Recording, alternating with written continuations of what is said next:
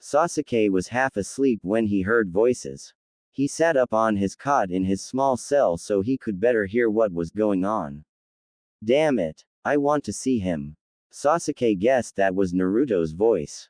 I'm sorry. No. Most likely the guard's voice. Let me see him. Naruto yelled. No. The guard said, patience wearing thin. This continued for close to 10 minutes until another guard finally snapped, just let the kid in, Tama. I'm sick of hearing this. The man sounded exasperated. Sasuke almost felt like laughing as he listened. But Jen, we'll get into trouble. The first guard, Tama, whined. Who cares? As long as this kid shuts up. Jen said, sounding frustrated. There was a screeching sound as a metal door opened. See, was that so hard? Naruto called as he walked through the door and into the cell block. Sasuke listened as Naruto's footsteps drew nearer. Sasuke, where are you? Naruto's voice was very loud to the raven-haired boy. He scowled and said, do you have to be so loud, Yujiro Tonkachi? It's giving me a headache. Naruto smiled broadly as he approached the cell. He frowned when he actually saw it. It was probably 8 feet high and 12 feet wide, shaped like a square. Sasuke was sitting on a cot, a thin sheet rolled up on the edge next to a flat pillow. A sink and toilet were the only other fixtures in the room. How are you doing? Naruto asked, lowering his voice. How do you think I'm doing? I'm locked in a tiny cell talking to an idiot. Sasuke replied, his voice sounding harsher than he meant. Oh. Naruto paused, then continued, how long have you been here? After I woke up, they brought me here. That was 2 days ago. Sasuke answered, studying Naruto carefully. Naruto noticed this and said, yeah. I'm all healed. I just got up today. No. That's not what I was going to ask. Sasuke looked away suddenly, as though embarrassed. He was actually going to ask Naruto why he had been sleeping in the same bed as him but decided against it. Instead, he asked, how long do you think I'll be here? Naruto was quiet, thinking about it. Hopefully not too long. I will speak to the Hokage on your behalf and she might be able to work something out, he answered. HN, was the Uchiha's reply.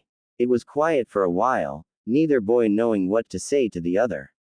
After a few more moments of silence, Tama's voice was heard, hey kid. Time's up. You better go, Naruto. Sasuke said, lying down on his cot. Naruto nodded, then smiled. Don't worry, Sasuke. I'm sure everything will work out. I'll see you later. HN, was Sasuke's reply. Naruto got up and walked away. He didn't want to leave Sasuke but he had no choice. Unlike Sasuke, Naruto believed Tsunade could work something out. She has too, Naruto thought as he left the prison building and headed towards the Hokage's office. Tsunade sat at her desk, annoyed. She glared at the massive stack of paperwork that still needed to be completed. To her, it seemed to look smug. Gathering her resolve, she picked up a pen and started to work, until she heard a knock on the door, less than a minute later. She sighed loudly and said, come in. Shizune stepped into the office, carrying another stack of paperwork. The younger woman placed the forms on the desk and frowned when she saw the amount of work that still needed to be completed. Tsunade-sama, you can't just let your work pile up like this. If you keep this up, it'll never be completed.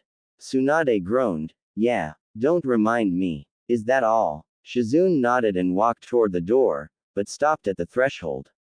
She seemed to be listening for something. She remained still for a while, then smiled. Naruto is here to see you. Sure enough, Naruto could be heard calling for Tsunade. Tsunade smiled a bit. All right. Thanks, Shizune. Shizune nodded and said, you're welcome. Then she walked out, saying hello to Naruto who had just entered the room. Naruto plopped himself down on one of the chairs in front of the desk and said, Ba-chan, I need to talk to you. The blonde woman noticed the seriousness in the boy's tone and asked him what was wrong, although she could already guess who this conversation would be about. It's about Sasuke, he said. Tsunade wasn't surprised. What about Sasuke?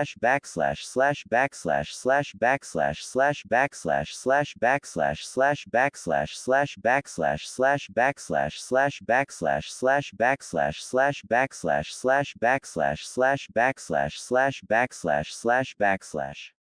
As soon as the Hokage had left them, the elders had a conversation. Homura, this is a good solution to the Uchiha problem. Koharu said. Of course. If that kid doesn't fulfill all of the conditions in the contract, we'll finally be rid of those cursed Uchihas once and for all. Homura replied, sounding pleased. He sighed somewhat melodramatically. It's a shame we'll need to go through this charade, even though the results will be the same in the end. Indeed. Tsunade Hime is naive and doesn't understand the need for decisive action like we do. This way, we're humoring her so she can't complain. We would be showing mercy, as she had suggested. Just make sure that the contract provides no room for that traitor to escape his fate. The elderly woman said, a malicious tone in her voice. The man smirked evilly, and said, yes, the contract I'm envisioning is as breakable as glass. Sasuke was bored. Not surprising, considering all he really had to do all day was sit and think. The only time he wasn't bored was when he had a visitor.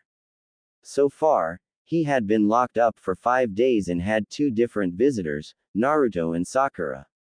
Naruto had originally seen him 3 days ago. When the blonde had visited, Sasuke found the visit to be mildly amusing. Sakura had come by in the morning that day. She said he needed to have his bandages changed, which was true. The once white cloth was now a dingy gray. Fortunately, or as Sasuke had thought, unfortunately, she had brought some bandages with her. 2 of the prison guards, Tama and Gen, had stood by, as the cell door was opened and he limped out, his broken leg numb. He didn't want Sakura to make a fuss, but she did. He certainly didn't want her touching him, but that happened as well. He was beginning to feel as if everything was against him. Sasuke hadn't felt bored with Sakura there. That was true. However, he did feel very annoyed and mildly creeped out as she stared at him. Her hands seemed to linger a bit longer on his skin than he felt was absolutely necessary. Luckily for him, the ever-impatient general had ordered her to leave after 10 minutes. When she had left, she had cried a little, saying something about how happy she was, or something like that. He didn't know for sure and wasn't interested to know either. Sasuke had merely waved her off. Naruto's second visit occurred around noon, same day. Naruto had gotten into a shouting match with Tama and the 2 were bickering back and forth, name-calling and swearing echoing throughout the prison. Finally, Gen had enough and said, Tama, if this kid isn't out of my sight in 5 seconds, I'm going to kick your ass. Quote, me. What did I do? Tama protested while Naruto snickered. If you weren't such a dumbass, you'd know that this punk isn't going to leave until he sees that prisoner. I can't listen to this shit anymore. It's driving me crazy. Gen said this last part with a hint of madness in his voice. There was a sound of footsteps, and a metal door screeched as it moved across the stone floor. Thank you, General, Naruto said, sounding rather amused. I need a drink, Gen muttered as he closed the door behind the boy. Naruto wasted no time. He rushed to Sasuke's cell, hoping to surprise him. Sasuke, who had heard the exchange between the guards and Naruto, smirked when he saw the blonde. Wow, Dobi, you really have a gift for pissing people off, Sasuke said, as a type of greeting. Hey, of course, it's a specialty of mine. Naruto grinned. Then he stopped and said, I'm sorry I haven't seen you for the past few days. Those guards are really strict. When I tried to come, they wouldn't even let me go near the building. Sasuke was surprised by the apology. He didn't let it show, however. It's fine. At least I get peace and quiet away from you while I'm here. He replied, still smirking. Naruto smiled again and seemed to remember something. He put his hand in his pocket, and removed an envelope. Here, the Hokage herself told me to give you this. You need to read it right away. Naruto pushed the envelope through the bars of the cell's door. Sasuke picked it up, and opened it. Inside were 2 sheets of folded paper. As the Uchiha unfolded the paper, he suddenly felt very nervous, as though that paper was deciding his future. Sure enough, it did. As he read the first paper, he realized immediately what it was. A contract. Not just any kind of contract. A marriage contract. According to the contract, he needed to be legally bound to another in 6 weeks. His eyes scanned desperately for a name, but none appeared. His worry turned to fury when he realized who wrote the contract. Signed neatly at the top, Homura Mitokado. That scheming old bastard. Another name doubled his anger. Kaharu Udatane. Apparently, the old bitch had selected his betrothed, whom he was supposed to meet. Are you okay? You don't look so good. Naruto said, beginning to sound worried. Sasuke ignored him. He quickly unfolded the second sheet and continued to read. When he was released from prison. Today, at 6 o'clock in the afternoon. Sasuke stopped reading, finally remembering that Naruto was still there and looked at him. Naruto's eyes were wide, and he looked almost afraid. What does it say? He asked quietly. I'm being released from prison. Today. Also, I will need to perform community service and low-ranked missions. Sasuke said, trying to sound unaffected by anything he read. He only partially succeeded. However, Naruto failed to notice the worry in the other boy's tone. Instead, the blonde smiled, blue eyes shining with happiness. That's great. Didn't I tell you everything was going to work out for the best? Sasuke said nothing. Instead, nodded and tried to smile a little. Not for his own sake. The raven-haired boy definitely didn't feel like smiling. But for Naruto, who was so happy and blissfully unaware of the contract's words. Somehow, Sasuke succeeded because Naruto exclaimed, "That's the spirit. I can't wait to tell everyone the good news." No, don't. Sasuke said immediately. Naruto looked puzzled, and asked why not. Thinking quickly, Sasuke said, "Wouldn't surprising everyone be better?" Naruto thought about it and said, "You're right. I was really surprised and now I'm thrilled." Sasuke was also surprised, but he was not happy. For some reason, the thought of marrying some random person really bothered him.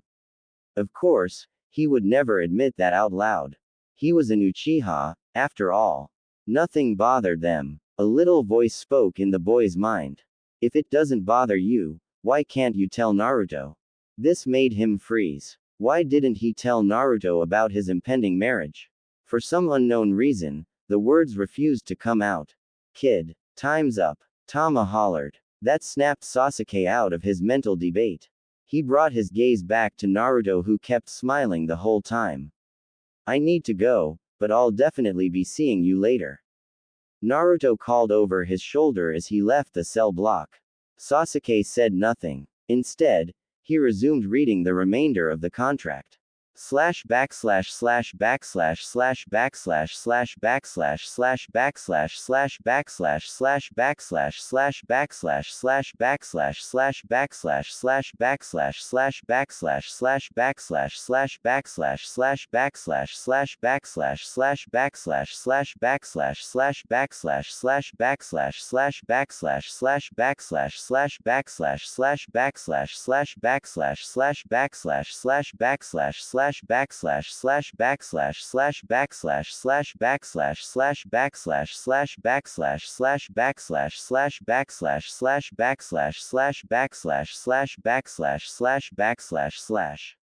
At exactly 5:30 p.m., 2 Anbu showed up at the prison building.